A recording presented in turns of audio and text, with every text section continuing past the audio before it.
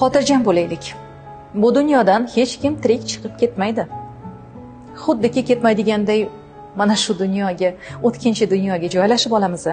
Vaholanki vaqti kelib tillayu brilliantlarimiz ham qolib ketadi, mashinalarimiz metallomga aylanadi. Ana shu orzu qilgan mebellarimiz vaqti kelib o'tin bo'ladi. Kerak bo'lsa, halovatimizdan kechib qurgan uylarimizda vaqti soati kelib kelinimiz, kuyovlarimiz va ularning qarindoshlari yashashadi.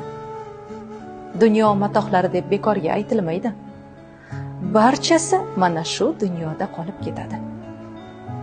Hammamiz bu yerda ana ketdi, mana ketdiday bir mehmonmiz.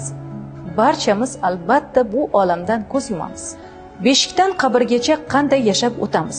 Mana shu savolni qayta va qayta o'zimizga berib turaylik. Dunyoda bir marta yashaymiz. Yashab olishimiz kerak deydiganlarga aytmoqchimanki, xotirjam yashang. Maqsadingiz halovat bo'lsin. Maqsadingiz yaxshiliklar bo'lsin. Ezgu amallar bo'lsin. Dunyo matohlariga umringizni bag'ishlab bormang deyman xolos.